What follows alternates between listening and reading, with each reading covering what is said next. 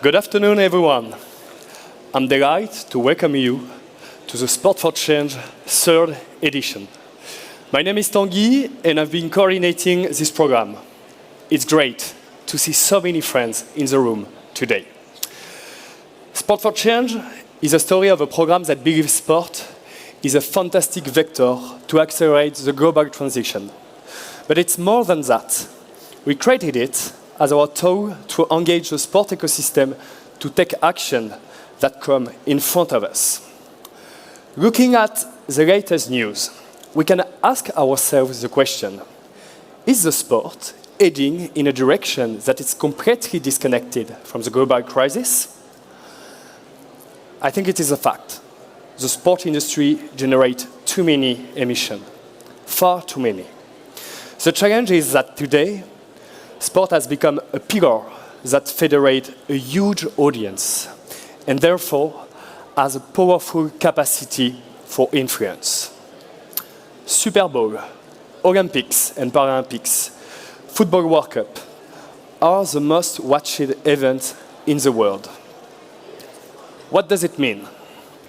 It means that the messages communicated during this event, whether from athletes, from brands, from organizers, are heard more widely around the world.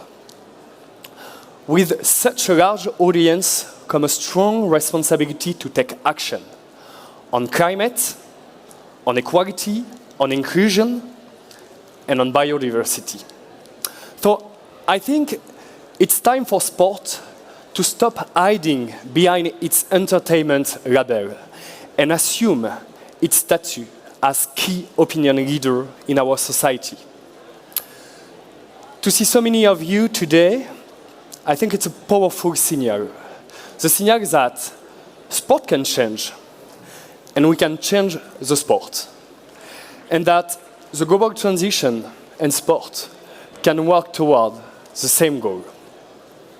Thanks to a first-class team with Kevin, Anissa, and some incredible partners, we have spent the last few months designing the program you are going to discover in a few minutes. First, we want to inspire. With a tailor-made workshop and meeting, we inspire more than 25 athletes this morning. And we have 3 amazing sessions to get the entire ecosystem inspired as well. Then, we are highlighting solutions, concrete solutions. We have 20 of them dedicated to sport, on the sport area and pitch session. And finally, we connect people. All of you here today, it's a wonderful opportunity for you to meet, to talk, to create synergy, to collaborate. So let's work together to prove that the sport is the most powerful influencer in the fight against this global crisis. Thank you very much. Enjoy this first session with our brilliant moderator, Keme, and see you on the summit.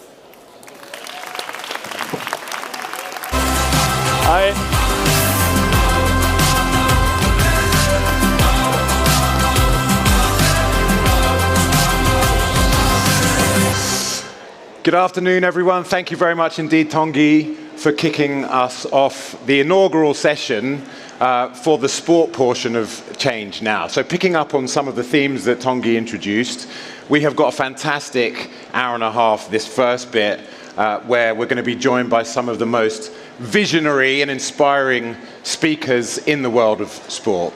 The first person that I would love to introduce, he is the global lead for ESG, which is, in this context, incredibly important for KPMG, one of the biggest consulting organizations in the world. Their first black board member, and he's also a pretty good athlete as well, John McCalla-Leacy, who represented GB in the canoe slalom. Stage is yours, my friend.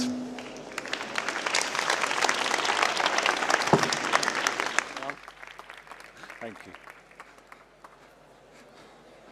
Okay, hi and good afternoon at conference. That's me, I'm John McCalla-Leacy. I'm a partner, global head of ESG at KPMG and also one of the vice chairmen in the UK. Hopefully you can hear me okay, there's a little bit of feedback. We good? Me to keep going? Brilliant, that's much better. I don't like hearing myself twice, so I'll keep going. So my job means that I am responsible for the embedding of ESG in all the products, all the services, and all the solutions that we deliver to our clients across 140 countries. This includes climate change work, it includes nature, biodiversity, it includes also human rights and much, much more. But that's not quite why I'm here speaking to you today, mainly because that's me, you can see right here. Prior to this, as you just heard, I was an elite athlete. I used to compete for Great Britain, but I also coached for about 20 years, I coached Great Britain athletes, but also a number of athletes from right across the world who are current and former world and Olympic champions. So what I'm going to do now in a short period of time, in about just under 10 minutes or so, is just summarize some of the key learnings over those many decades with working in elite sport and how this could be applied to all of us as change makers in the roles that we have. So I'll kick off with learning number 1. So here we go. Learning number 1 is focused on embracing innovation. So when I started many, many years ago in whitewater slalom, the boats were tens of kilos heavy. They were really, really heavy when you carry them around. Also, we would compete in whitewater. So this is down some rapids. It's pretty dangerous. No helmet. We didn't have a helmet at the time. We'd have buoyancy aids, which are like life vests, not particularly robust at the time. And I would just ask you for a second, as I look around, maybe just to think back to the first bike you ever had, or perhaps the first set of skis that you had, or your parents had, or even your trainers. Just think back for a second and think about how the technology, how the materials involved in those have advanced so much in such a short period of time. Now, in kayak and in canoeing right now, instead of being tens of kilos, they're about 8 kilos or even lighter. Wearing a helmet is mandatory. And here's the key lesson from sport here, is you embrace technology. You do so, you lean into it as a means of competitive advantage. And it is simply unacceptable to knowingly not use the technologies which are available for you when you know that it could mean that you're at a competitive disadvantage. So that's learning number 1. So the second one is meticulous planning. So the Olympics will descend on Paris and here between July and August of this year. And when we worked with athletes over the time, typically the planning is around what we call one cycle. So one cycle is 4 years. Now, a lot of my time as a coach, I specialized on working with junior elite athletes. So sometimes you worked on 2 cycles. So that's 8 years. So they would focus on 8 years, meticulous planning, just to get to this place, just to get here. And they focused on one thing only, all of them, irrespective of sport, just one thing, to arrive in this place on the day, the hour, and indeed the minute required to have peak performance. That's it. So focusing on that peak performance is absolutely critical for them, so they build back for years and years and years. And there was one saying, I'm sure many of you have heard this, is that you fail to plan, to prepare, and therefore you need to be prepared to fail. So meticulous planning is incredibly important. However, planning alone will get you nowhere. Just because you've done the plan, it doesn't mean that you win a medal. It doesn't mean that you hit those performance targets. You have to execute the plan. And this is what I'd often say to my athletes over these years. You focus on the process. Focus on the process and you let the outcome take care of itself. The outcome is a medal. The outcome is getting to the finals. But the process is getting up every day, doing the work, on the river, in the gym, focus on your nutrition, get enough sleep, focus on your hydration. You're doing this over and over and over and over again. So the process is very, very important. Now, you also, through that process, need to understand the environment. So here in Paris, about 60 kilometers or so from where we are right now, will be where the whitewater slalom event will take place. So in terms of understanding the environment, the athletes for about 2 years or so would have been coming here, back and forth, specifically to this event. They'll go to the river, they maybe walk forwards to the river bank, maybe they'll take a knee, and they'll have a look. They'll look at the wave, every single wave. They'll look at it from the left, from the right, at the same eye level. They'll look at it from above the river at the top and also from below. They will understand and study every single inch, and I do mean every single inch of that environment, so that they begin to understand how they will navigate this river when they come here and if they're fortunate enough to complete. So you understand the environment. And then from this, and I've seen this, I cannot tell you how many times I've seen this. You look at the waves, you understand the types of waves. It's a haystack, it's a stopper wave, it's an eddy wave. You understand the power of it. And then you start to speak with your coach, and dependent on your skills and your abilities, you start to understand the choices that you have to navigate around that river. And then you get to a competition. I've seen this so many times. You get some of the best athletes in the world. They're competing, they're coming down the waves, and you see them coming down as fast as they can. It's brilliant. Around the wave, down, around the wave, down, around the wave, down, over the wave. You get a flash of inspiration. Maybe it's one athlete who's prepared to put everything on the line and to take a different route. And that is not without risk. But an athlete recognizes that she or her recognizes that if they can just execute that and do this in the right way, they could gain fractions of a second advantage. And that could be a difference between a gold medal and nothing at all. And it's so amazing when you watch that and you see the first person go over the wave, there's silence. Everybody leans in. Everybody looks. Are they going to make it or not? They make it. And in that second, in that instance, you realize what's happened in the minds of everybody around there and around. They have just expanded between what they thought was even possible. You reimagine the possible. You take the risk. You take those tough lines. And then there's team and I. And what do I mean by that? In terms of the team, in arriving in this place, there are so many people around individual athletes, whether this be the informal team, emotional support through family and loved ones, or the formal team, the coaches, the head coach, the strength and conditioning coach, the physiotherapists, and so much more. All of these are working together with one goal in mind. And in the context of sport, I would put it to you, the athletes that I work with, the one goal in mind is this. It's the relentless pursuit of excellence. It is excellence in performing for this particular sport, but it is excellence if you're a coach, if you're in the gym, if you're a sports scientist, in all that you do, if you're in communications or if you're in logistics. So, conference, last 2 minutes. What does that mean for us as change makers? So if I take all of those learnings, those 6 learnings as change makers, what I would say is that embrace innovation in the job that you do. Lean into AI, to R&D. Do not refuse to cede advantage to other firms by failing to embrace innovation. Number 2, plan. If you have a 2040, 2035, 2030, whatever it is, net zero target, you come back and back and back to today. What does it mean that you need to do right there? You translate that plan into short-term milestones, and you focus on the process. Once you've got those milestones, I work with some of the largest companies in the whole world. What are the KPIs? How do you embed that into day-to-day, the work that you do?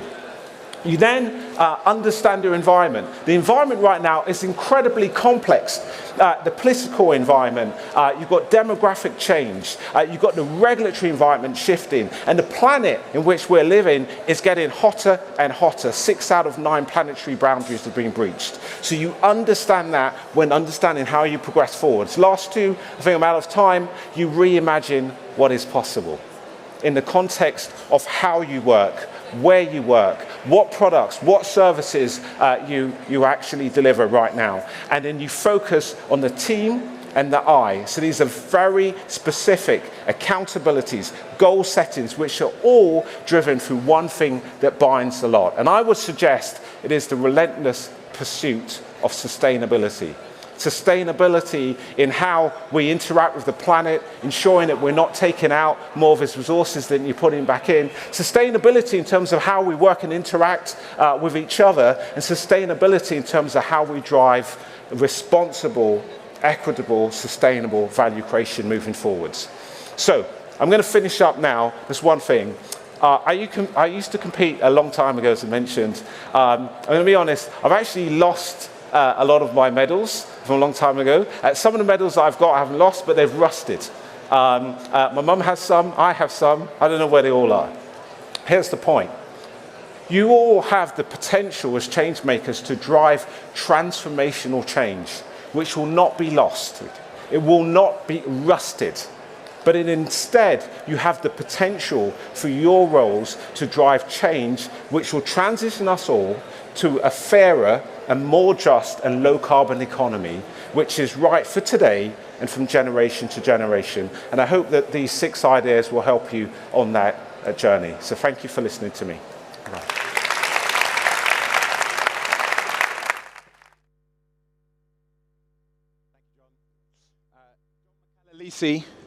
John McCalla-Leacy on the relentless pursuit of excellence. And I can't believe you've lost some of your medals.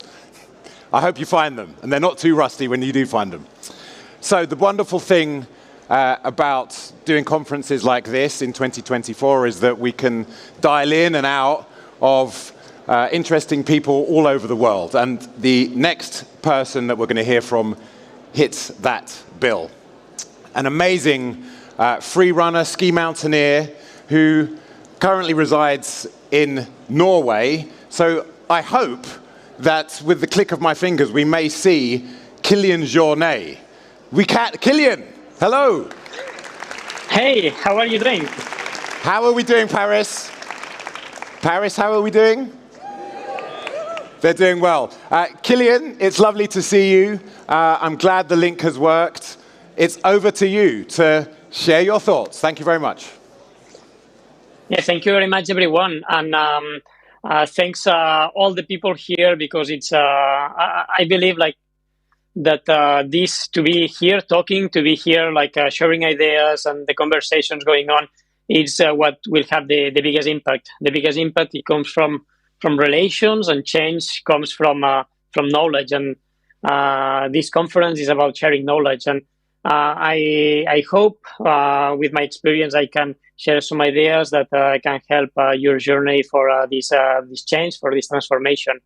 So first is the question is, why should athletes be involved? Like we think sport it's a small place in the industry. Sport have a reduced impact in the transformation of the world. But if we look on the tail, like it's not that small. John mentioned like the influence. It's pretty big, and I believe that sports has a big role, not only as entertainment that can have a big influence to people and to other industries, but also that it will be more and more necessary in a society that it's more sedentary. So like the need of physical activity will be more and more important. So therefore, sport will be even more in a highlight. And the sport industry have big challenges on transformation. I think today we are facing a moment where sport is continuing to use the same model that has been using for decades, and that is not sustainable. And I believe that their athletes we have a big role. And first is like how we can do an impact. At the end, like most of the athletes, what we want to do is to race, is to compete, is to perform, and that's logical. That's what we train for. That's what we dream about. But if we look further, is what we want to invest, how we want to invest our time, our resources, our connections, and as athletes, maybe most of that is to be better, to be more performing. But as we grow up, I think as athletes, probably what we want to invest this time is for the future generations. And if I'm just looking to the mountains here in front of my house, and the snow is it's less and less every year. The vegetation is climbing higher in altitude, so having less space for the ecosystems. So we want the next generations to keep enjoying a world with all these resources. We are part of the problem, but also of the solution. And I think that the industry have two big challenges right now. One is when it comes to all the industry, when it comes to the products. And even if we think that the outdoor or the sports industry, it's very small compared to all the other industries, it's still like the fashion industry represents about like 4.5% of the global carbon emissions. That's something that it's big, but also it has an influence to the other markets because it's exposure. So like companies that they are working on sustainability, finding solutions, investing on new technologies to make products more sustainable, they can influence other sectors. And I believe that we have been seeing that in the past, and I believe that the sports industry has the role on sharing this innovation and sharing these new methods. And basically, we can see better products, more sustainable resources when it comes to new materials. But the biggest problem is not only about the quality of the products. It's, in my opinion, is the overconsumption. Our consumption that comes probably with somehow what we can talk about durability, and durability not only physically of the products, but mostly of the emotional durability of the products. On like this desire to have new products because they feel fresh, because they feel new, and to replace things that are not used. And today, like I would put an example, it's very easy for anybody. Like I'm here home in Norway.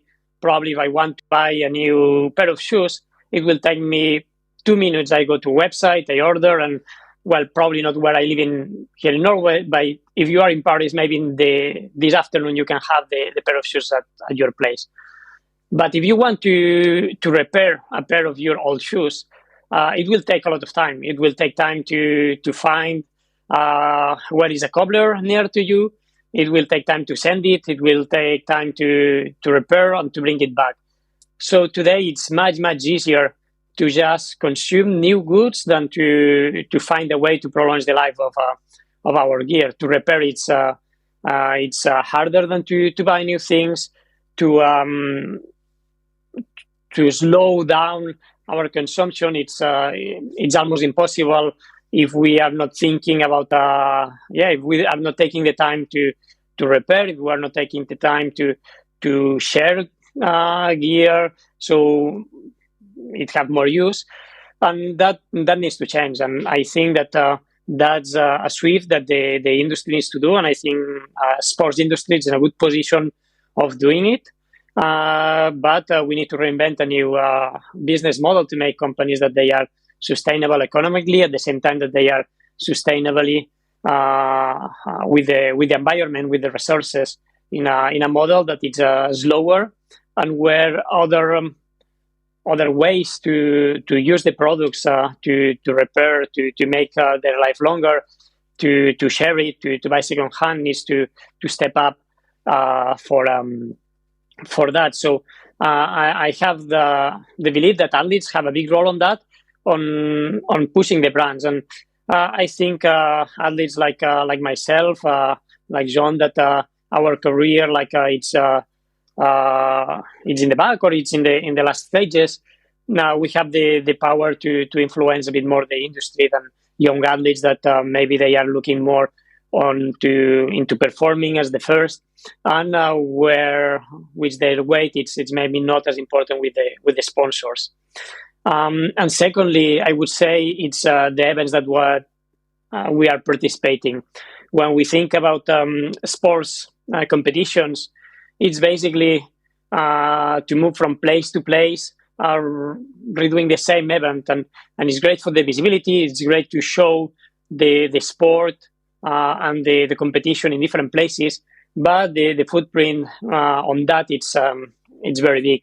So as athletes, also I think we need to associate and to rethink with the federations how we can change this model of competition that it should in the future, in my opinion, involve less traveling to highlight events that they are made locally, to make calendars where traveling is made in a way that reduces the footprint from moving to place, and also to realize that our concern about the environment is not always related to our footprint. It was a study from Paulo Wicker in 2018 that showed that even if people, athletes that they were doing outdoor sports like skiing, mountaineering, trail running, surfing, they had a much higher education on environmental issues, and they had much concern. Their carbon footprint from the practice of their sports was a 40% greater than other athletes from individual sports, and the difference was even bigger if we compare with team sports. So we need to think that it's not only about like changing the sport, but also like our lifestyles from that. And today I think it's a good show. I would love to be here in Paris to talk with you, but that would probably involve a big travel. That would involve like some footprint, and we need to rethink like our actions on day to day, what we can do, how we can change it, and that comes from like small actions from athletes, like saying, okay, maybe it's not worth it to go on a training camp in the other part of the world. We can do that like closer to home, to associate with other athletes, and just as you are doing here in Paris, like to talk, to think about these concerns and to find solutions, to find ideas that we can bring to the industry, in our sponsors, but also to the federations, to the organizers. So if it's many athletes among you, I hope that you get some ideas that you can bring together, and you can join, like to keep talking with the other folks to pass these ideas to the other sport stakeholders, so we do a real change for a more sustainable and a better sport for the next generations. Thank you very much. That was all from me.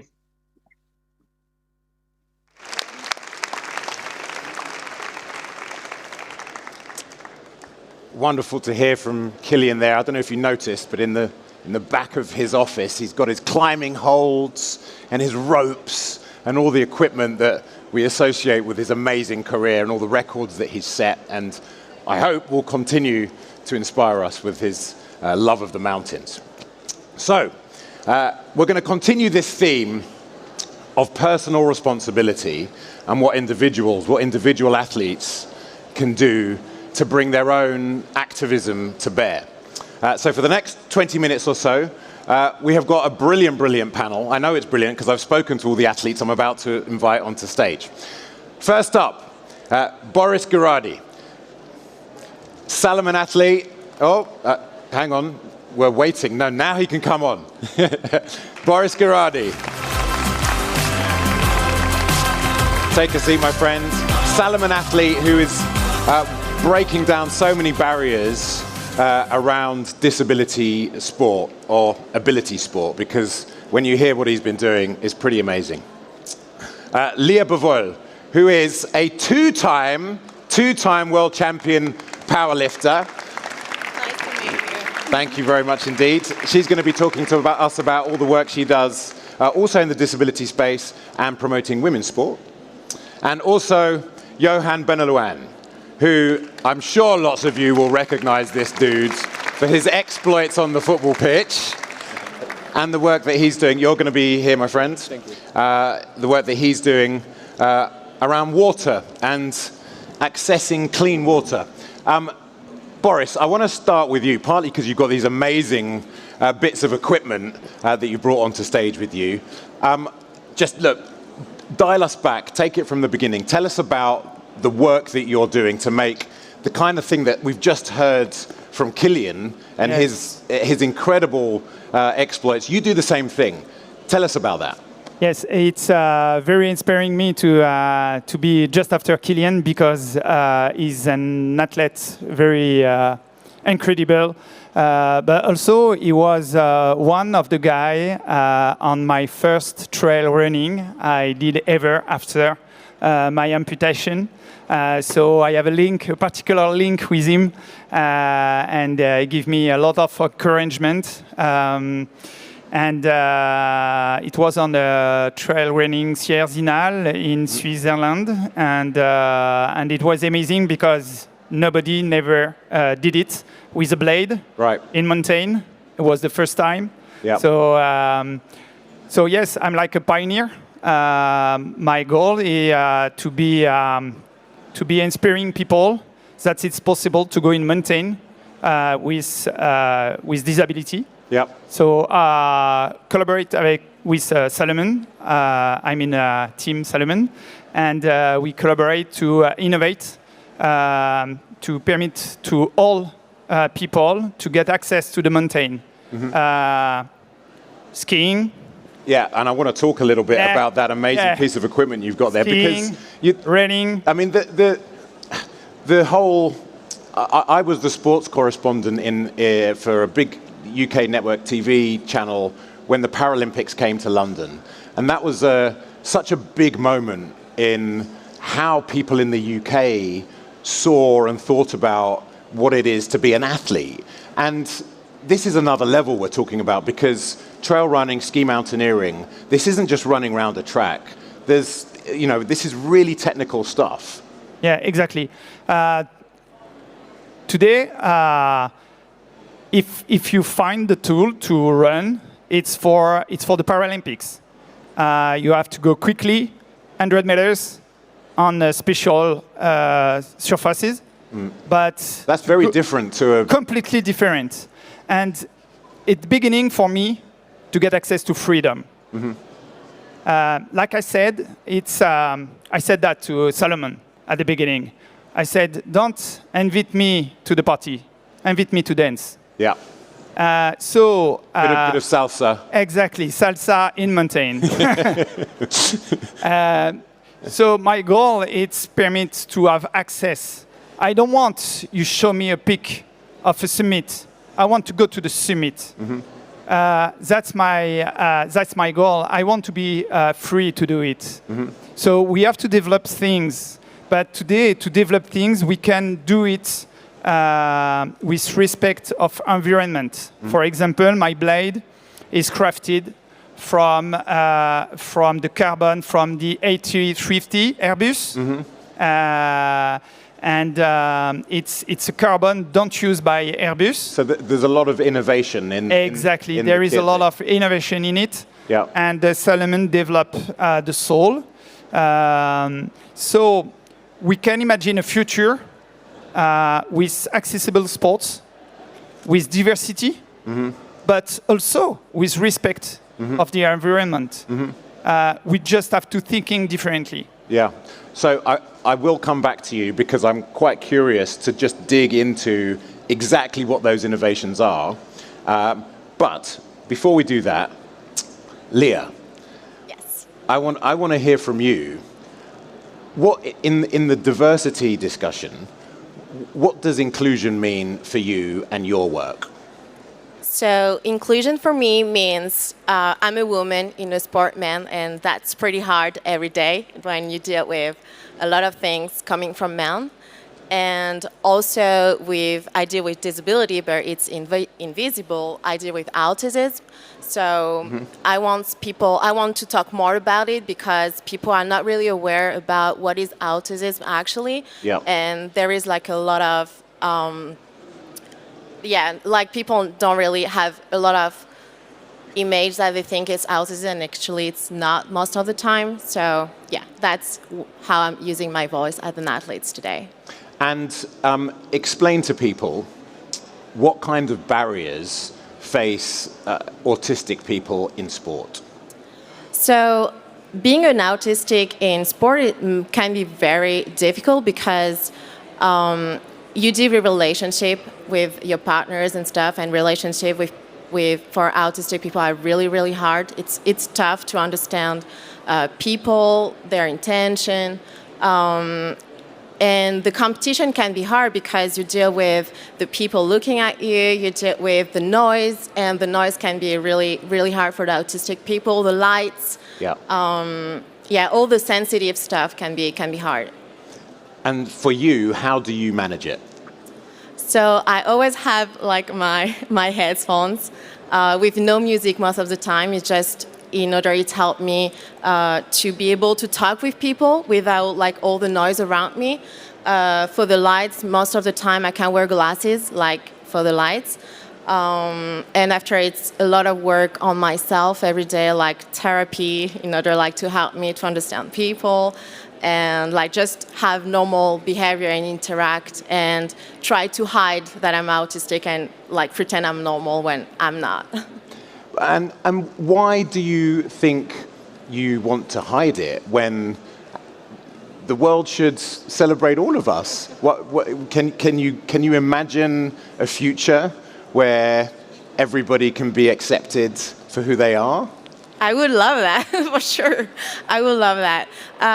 It's still something that I'm processing because it's hard every day. Like, I don't know, just imagine randomly because I'm stressed, I'm just going to start to do things like that.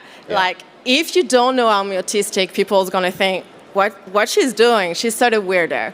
And I deal with that when I was a kid. I was a weirdo. Nobody wanted to be my friend. Right. And I was just a weird girl at school. And I deal with people bullying me and stuff. So it's still hard to process and show the real who I am as autistic. And I still tend to try to hide it because I'm scared actually of people looking at me and judging me for who I am.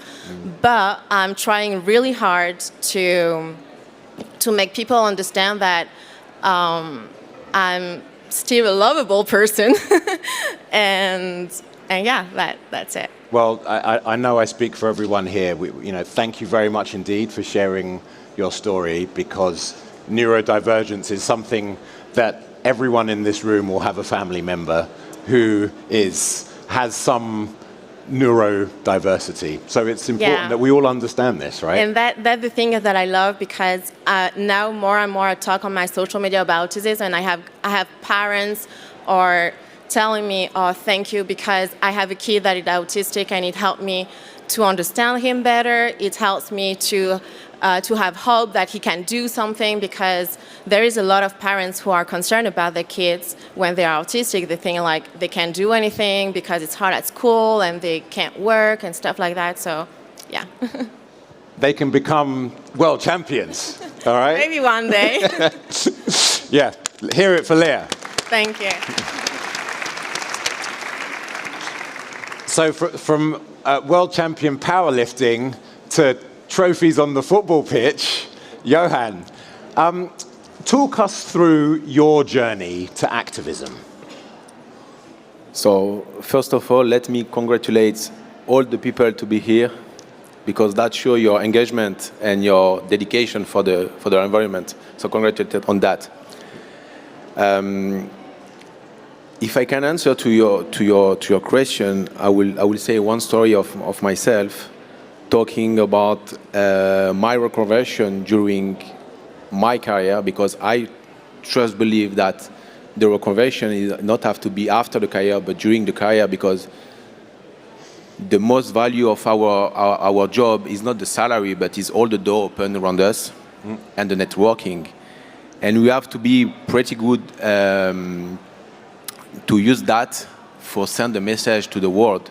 And that's why in 2022, with my best friend Blaise Matuidi, I co-founded the first private equity fund for athletes, by athletes, raising money from people important and raising even their influence. Our fund actually represents more than 160 million of followers on the social media. And that can be the voice, not only me, but a big power behind me. So that's what I did for the first. And then I have a great meeting with Mrs. Semar, is here in the room. There, you can see the sweatshirt. There, yeah. Here he is.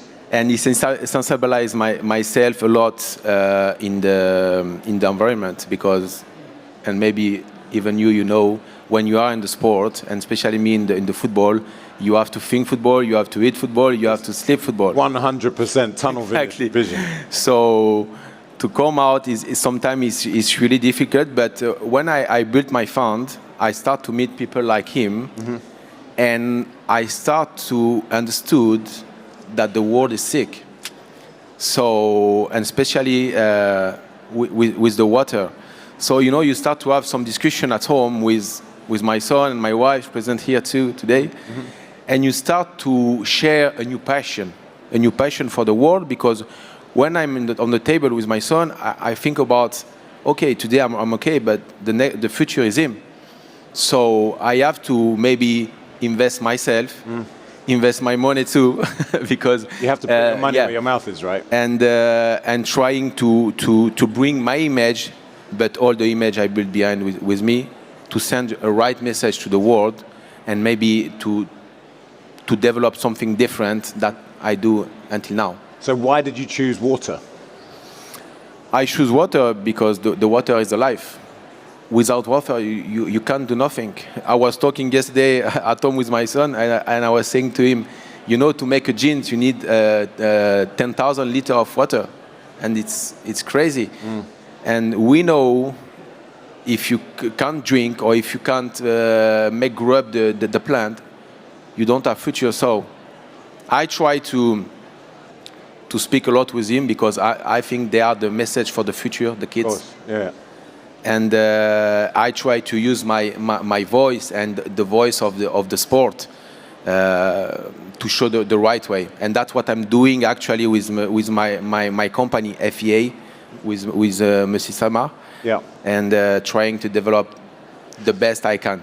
So I'm curious, because you've been inside the goldfish bowl that is Premier League football. Yeah. It's so intense. Something has changed in the last few years.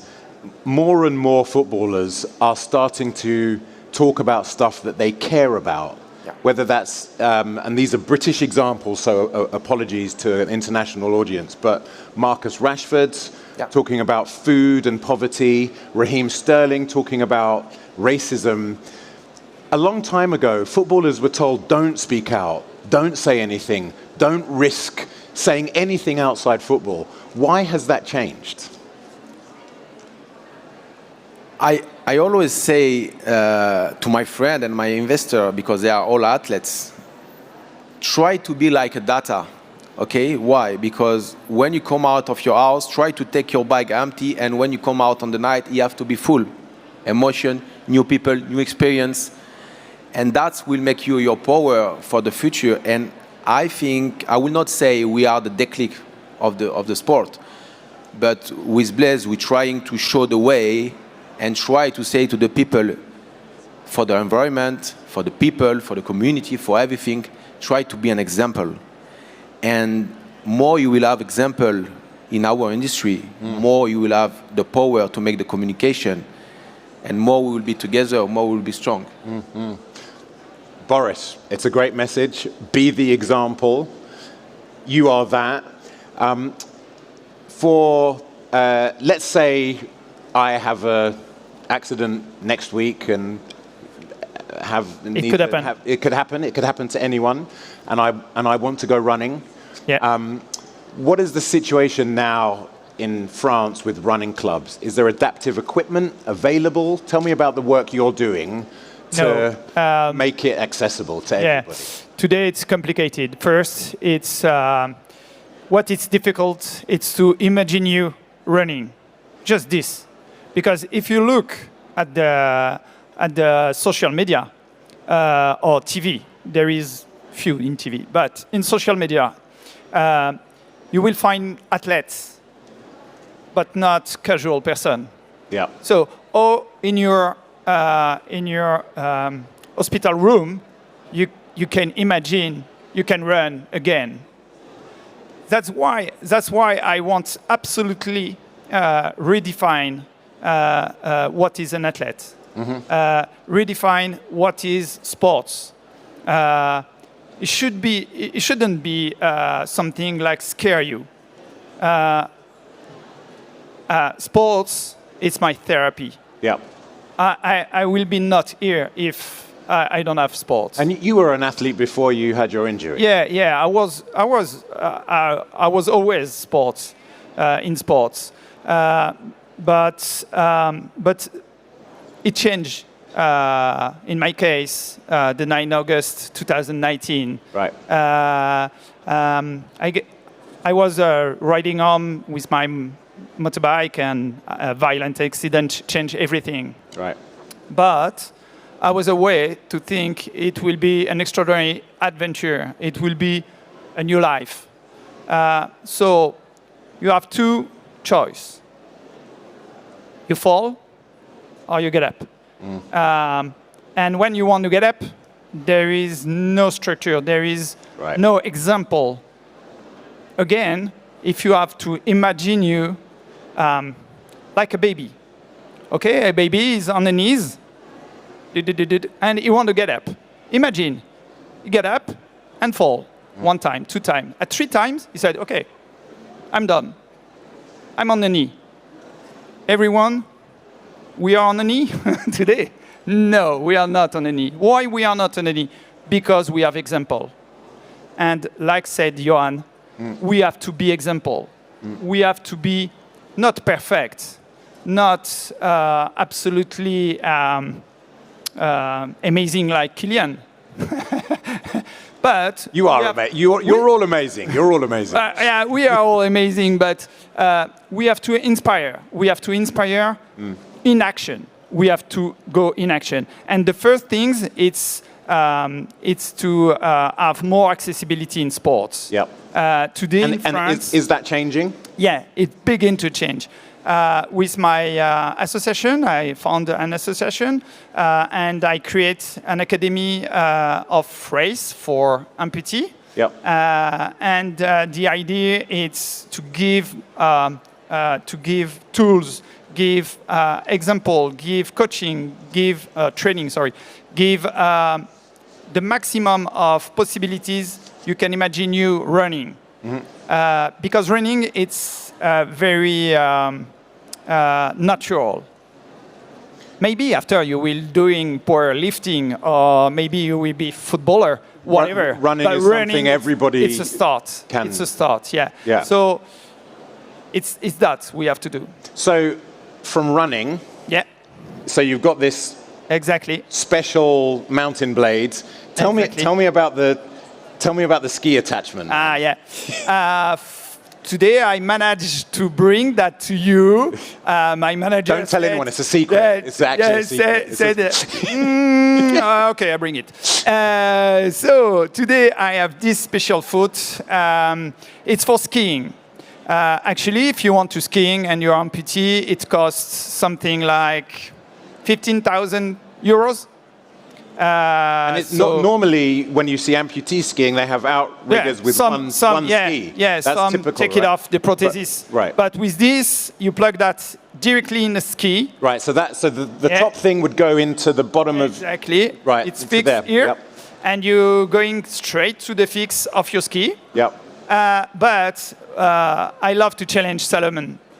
So I said, okay, if we can skiing, maybe we can do skimo. And they said, no, Boris, no, we can't. And I said, oh, yes, please. So they work on it. And now, with this simple idea, we can go skimo. Yeah, so that's the equivalent of a free heel. Yeah, exactly. So, so it was. And it works. It works. The 13th of January this year. I bring 10 guys. They're skiing for the first time in the Pyrenees, and they tried. They liked it. We broke only one foot. It's okay. It's okay. Hey, and at least if you break a foot when you're an amputee, you can just fix it. Oh, yeah. It's not like just to change it. So Airbus collaborates on made some pieces, and Salomon also. And it's just, for me, industries should be hand in hand, not in each part. Yeah, we have to collaborate. We have to share. We have to change that. And you were telling me earlier that while we're on the topic of innovation, one of the innovations that came from creating an off-road blade has now been incorporated into a shoe product for non-disabled feet. Yeah. So it's reverse innovation in a sense. Exactly. With my manager in Salomon, we did. I have a problem. I want to running in the snow. We call white trail. I want to do that, and he got an idea to put some spike on my blade, and but the problem it was my feet, the good one. And he said, "Okay, I will put some spike on your good one." And we was running in mountain, and we arrived on ice, and everybody slept except me. And I was like, because you had the spikes. You are not well. and today there is a shoe with spikes for everyone. That came from your innovation. Exactly. That's an amazing story. We are. I'm watching with eagle eyes our clock ticking down. So I just want to get to Leah. We're talking about innovations. We're talking about what next. What do we need to know? What do we need to do to support athletes, generally people in society who are autistic or who have Asperger's? I think the first thing to do is to talk more about it because there is a lot of cliche still. Like you can see in movies, we start to talk about it in some movies, series on Netflix, stuff like that, but it's still really, really cliche for some autistic people because autism is really like a spectrum. And you can be far on the spectrum and it's going to be easier to see it for neurotypical, but when you are not that far on the spectrum, it can be harder because we are more able to hide who we are and adapt to the society, but it's still hard for us. Yep. So, for example, you don't have a leg, so people can easier have compassion for you because they can imagine how it can be to be without a leg. It's more easy. Yeah. When it's mental, it's harder for people to understand the struggles. Mm-hmm. Exactly. It's more easy. It's maybe strange for you, but it's more easy for me than for Leah. Because when you saw me, clearly you can see my disability. And that's really hard when you can't see, and especially when it's mental. People can't really understand. So I think the first step is to introduce more people with autism to talk about it in order to spread the word that it does exist. And I don't want people anymore to say when I'm autistic, "Oh, you don't look like autistic." I'm like, what I'm supposed to look like? Autistic looks like the rest of us. Thank you very much. That's really shrewd. We've got to talk about it, get the conversation out there, normalize it. Yohan, you're going to have the last word. Yeah. And I want to know what you want to see from your former professional athletes in terms of stepping up and using their voices. What I would like to do is bring my innovation in front of all of you. I'm doing already. So our innovation is a complete wastewater plant where we treat the water inside a container. So our innovation is like an ecosystem, because we take a container, we recycle this, we treat the water inside, and at the end of the container, we can make irrigation. We can use the sludge even for the energy. So that I would like to do is bring this in all the world with my association, my NGO. And this could be game changing for some communities. Exactly. With no water, no us. So like you can see. So with no water, no us, we're trying to bring our voice in all the world, trying to make intervention, humanitarian even things for the people. That's the most important. Yep. Today we have 5 billion of people without sanitation. The numbers are incredible, aren't they? It's really important to act, and we have to do it all together. I know it's a big challenge, but that's my new challenge. But I know that, like I said before, all together we are stronger, and we can make something to save the world. Stronger together. My panel, thank you very much indeed. Yohan, Boris and Leah. Great insights. Okay, so next up, we are moving from the individual athlete to what sport can do in general, and what the future, in a sense, of the global, the big sport event can be. We're all here, we're gathered to talk about sustainability and the impact of sport on the environment. Our next guests have done some fantastic work thinking about what that future could look like. So now we're going to do some interesting choreography on the stage. You guys, thank you very much indeed. Hope to see you around the conference later. Thank you, Yohan. I want to see the football skills. I know you've still got them. So,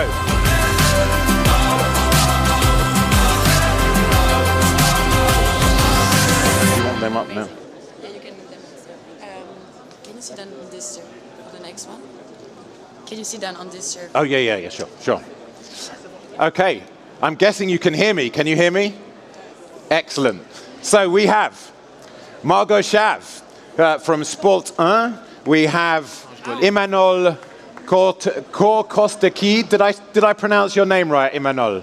Corcostegui? Imanol Corcostegui. Very good, okay. And Thomas Deyriès.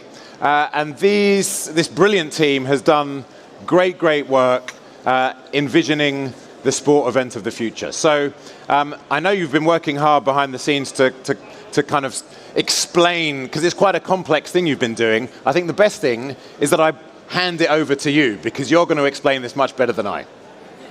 Thanks a lot, Kami, and thanks a lot for the invitation here. It's really a pleasure for us to be there. Just to begin, the clicker doesn't work. Oh. So it doesn't matter between. Aha. Yeah, I think maybe we have need to a launch clicker. the keynote. Yeah, if we can launch it. We have a replacement coming. Thank you. Try that one.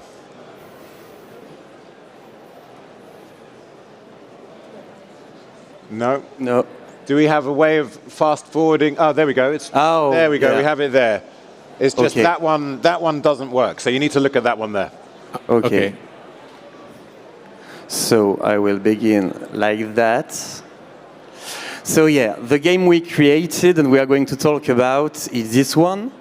So it's an innovative game. We are going to more precisely talk about that. But before that, I just wanted to notice a strange coincidence.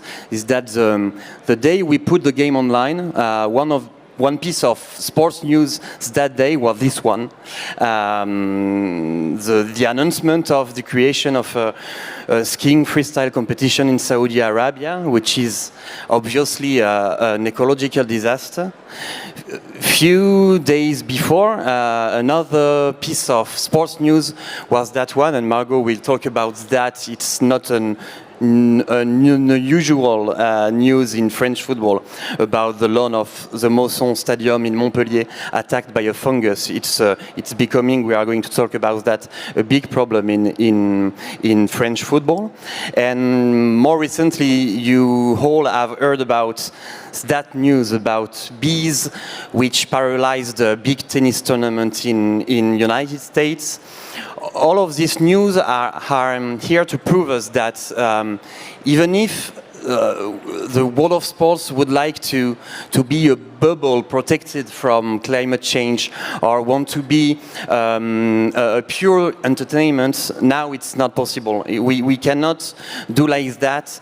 It's impossible to close our eyes because the consequences of climate change on sports are becoming each day stronger and deeper. And in L'Équipe, as one of the main sports media in the world and one of the most viewed media in France, because, for example, last year we had like 200 million of visits on our website each month, we have this responsibility.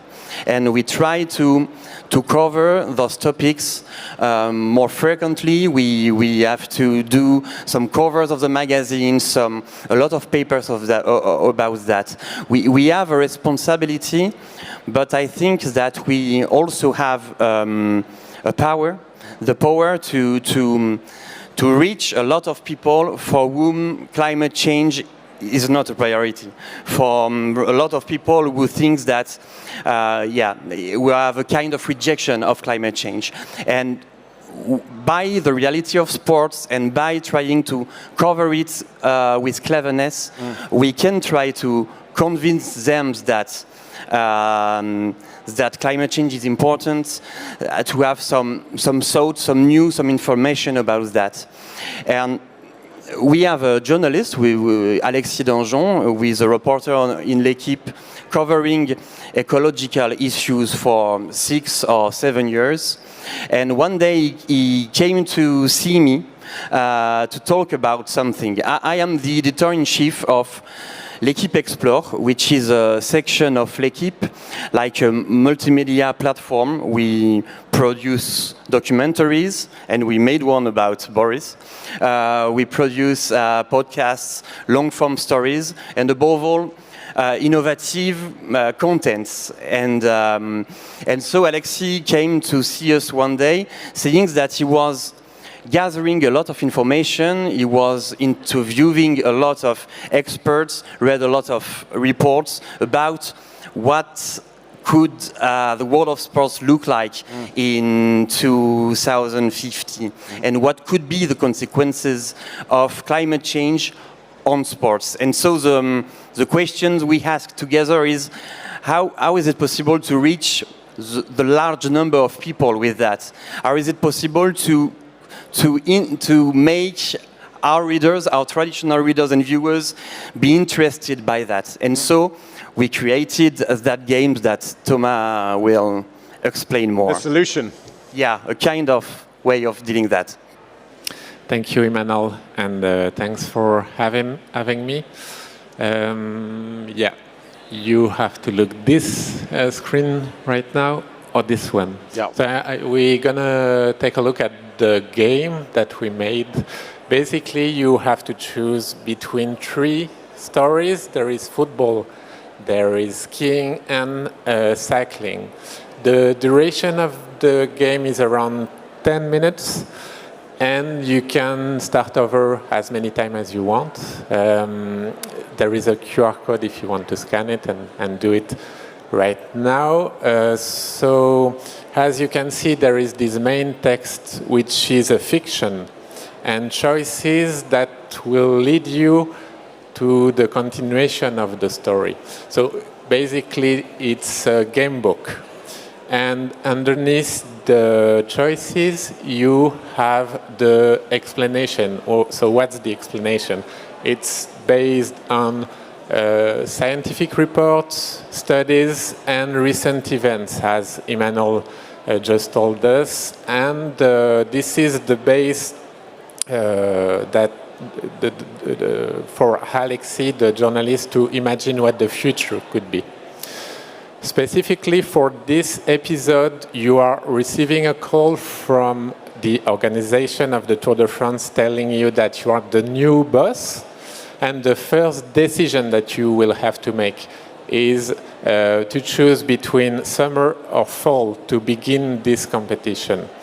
And you will face a lot of troubles, and you will have to be really good at management crisis.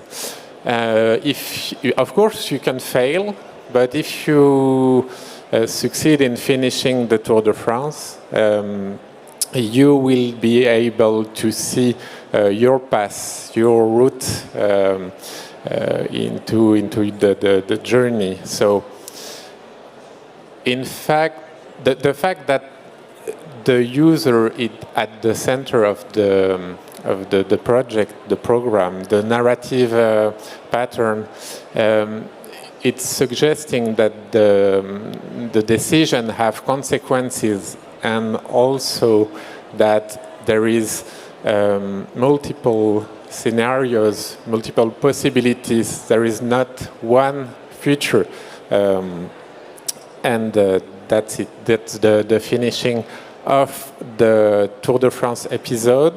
You can play also other roles. In the skiing, you are a young athlete trying to win the Olympics. Mm-hmm. And for the football, you are president of a football club. All the pictures that you just saw are made with Midjourney. Midjourney is an artificial intelligence program. And it was obviously funny to use, but also interesting for us to include a technology that will be probably there in 2050. This is the kind of card you can share at the end of the game. For football and skiing, you will have a review, a rating between 1 and 4 stars. 1 star if you are like a shameless polluter, and 4 stars if you are, as Imanol, the perfect green maker. Just a quick glimpse on the tools that we built to imagine the story. This is like a link tree, and we have around 370 cards for the whole project. And the thumbnails that you can see next to the cards correspond to the pictures that we produce for each page. And here we chose the like freaky referee giving the red card.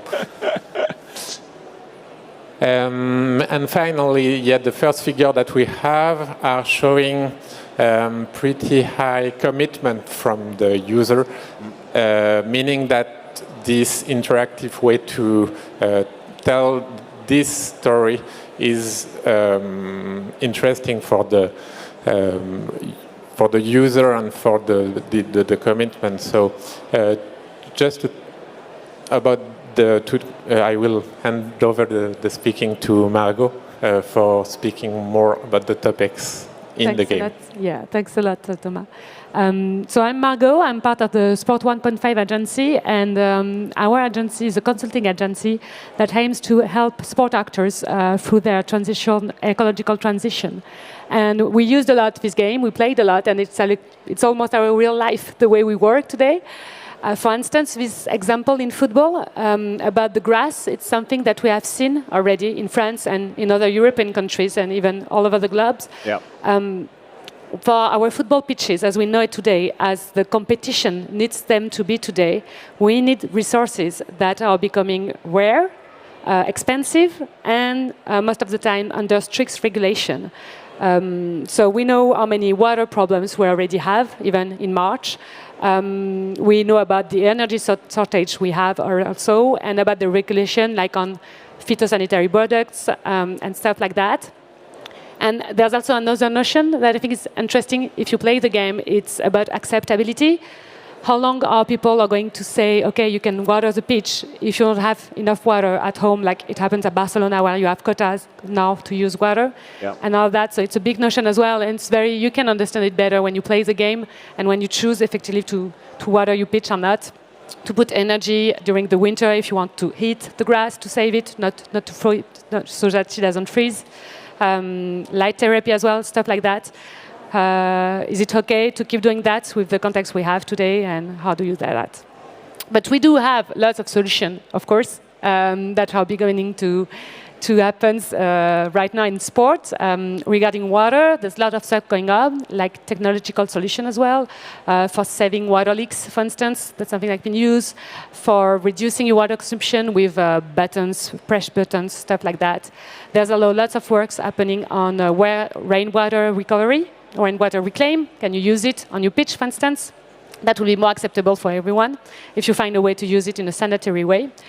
Energy as well. We've got energy efficient building coming up and stuff like that. So yeah, we've got solution. But maybe one is also, because all this solution I mentioned is going to need more human resources. It's going to need investment. It's going to need time as well. Maybe in your football program, you're going to have to wait longer to use the grass again. So do you have to change the schedule? Or do you manage with all the competition you have, the national level, the European level, international level? How do you do that? So maybe it's time, effectively, John was saying before, to think differently. And maybe we don't need such green grass. Can we have some other type of grass? Can we do R&D on that and find another product that could be used and that could be healthy for the athletes? Because that was a problem before, so can we find something else about that? So yeah, so that was about football. I don't know if we still have the slides. Can we see the slides back again? Tech team there. Oh, well, I'm sure you can describe it. Sure. There we go. Slides are back. There you go. Yeah. So I was talking about water, and this is where we are at in March 24. So already you can see the red zones, and it's coming up, and we are just in March. And this number we have from the French Professional Football League, that one Ligue 1 stadium in France here is 40,000 cubic meter per year. That's just a number, but just so you can compare, a person consumes 54 cubic meter per year. So it may seem a lot, and that's why we go back to acceptability. And is it okay? How do we do it? How we can still need so much water for our pitches? And I guess, again, just mindful of the time that we have left, this is your work, Margot, trying to speak to sports competitions, sports organizers about the future and how they're going to adapt. Is sport taking it seriously? Oh, they have to, because we are facing it today. I mean, this summer in France, and I'm sure all over Europe, you had to change the timing of the game because it was too hot. Yep. So it is happening. But now we are reacting to it. We act afterwards. And the thing is with climate change, because it's still happening, if you react to the thing that has passed, you're not going to have a solution for the future of climate change because it's happening so fast. So you really need to project, and we've got all these scenarios that have been made by the IPCC, and we know now a lot of stuff, but you need to look what will happen in your corner and see how you can adapt to that. And Imanol, this is precisely why you looked to 2050 with the game. Yeah, exactly. And I think that in these games there are pure fiction because it had to be funny, but above all there is a lot of real serious information and ways to see the future, like Thomas said. Panel, thank you very much indeed. Really, really thought-provoking. Thomas, Margot, and Imanol. Thank you very much indeed.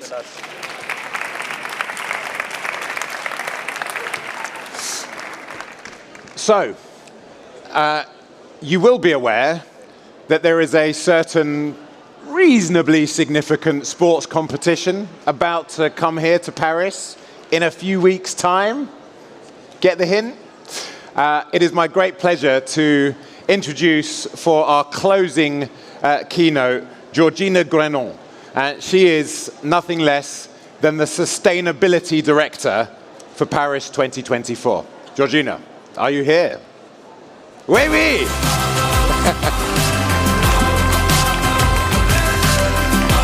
Hello! Hello! Stage is yours. Well, thank you very much. Wow. Voila. This is amazing. Wow. Pleasure to be here. And as he just said, in exactly 123 days from now, we'll be opening the games with this amazing ceremony in the Seine. It's the first time in the history of the games that the ceremony is not happening in a stadium. We took for these games engagements, commitments that have never been done before. And we've been communicating about that, slashing emissions by half compared to previous games, trying to do all this with a lot less things, than before. So we'd like to share with you where we are now, with so little time to go. We can summarize all this effort with these 3 words: doing less with more. Doing more with less. Yeah, you got it. Doing more with less, doing it better, and doing it for longer, because we want these games to leave afterwards different practices, different methodologies, different ways of doing things, but also some material legacy that we'll be sharing with you today. So what do we mean by doing more with less? Well, it started by saying we are going to reduce our carbon emissions, but for that we need to build less. Compared to previous games, we're building only one stadium, the one you see in the picture. It's the aquatic center in front of the Stade de France. We have decided to make this competition center with 30% less carbon compared to any good construction today. You're going to see a lot of wood, but also a way of constructing that is going to reduce consumption of energy throughout the lifetime of this venue. So only one competition venue, doing more with less, compared to previous games that were building up to, dozens of venues. Doing also more with less plastic. We are reducing plastic by 50% compared to the London Games. We have 18 million drinks to serve, and we're doing that by using fountains, by using glass, by using all sorts of new ways that will actually prevent us from using single-use plastics, which is the usual way in which these things are done. We're trying to do things better, right? This is why, if you have a picture here of the stadium, all our venues are going to be using LED lighting. This is one of our venues here, And as you see, the Stade de France, like all of our stadiums, are going to be connected to the grid and using 100% renewable energy for all the needs. We hope that this is something that will survive the games, that will remain as a legacy for the years to come.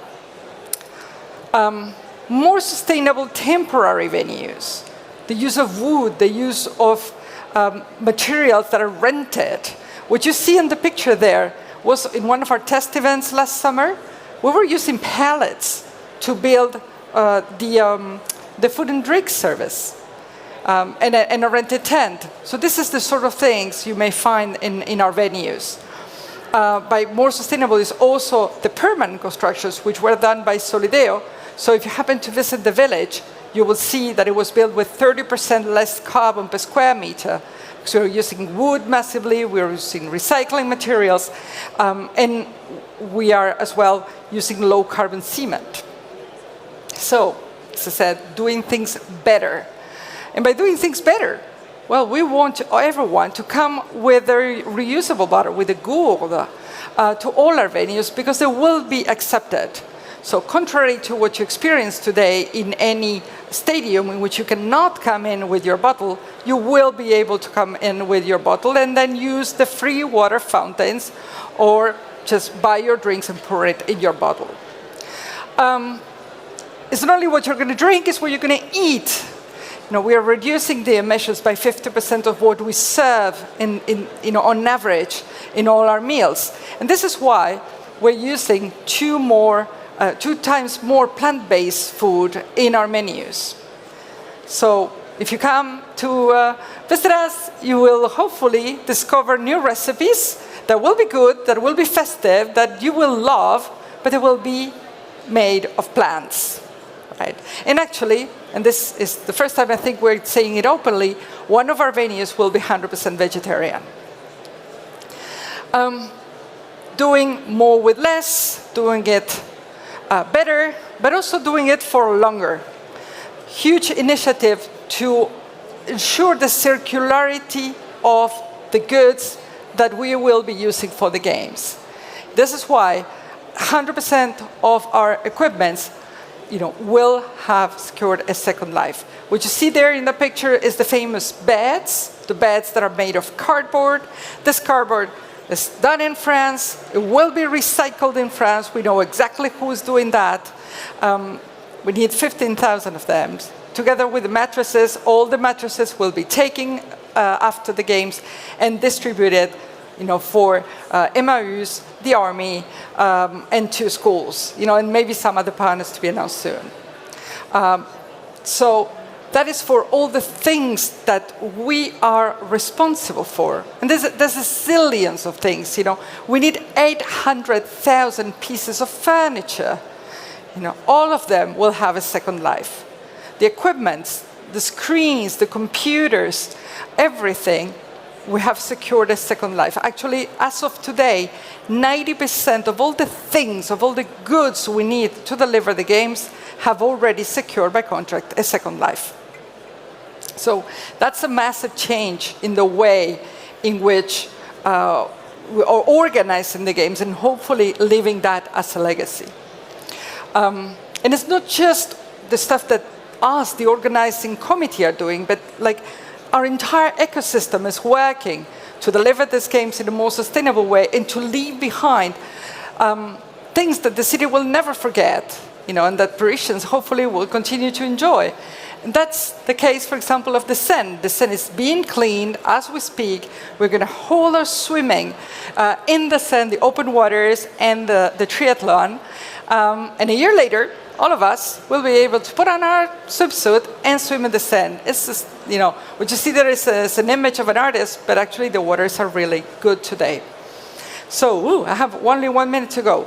This is all that we have been doing as an organizing committee. Our ecosystem has been helping in doing many, many, many other things around. But we'll need every one of you, every person coming to the games to do their part.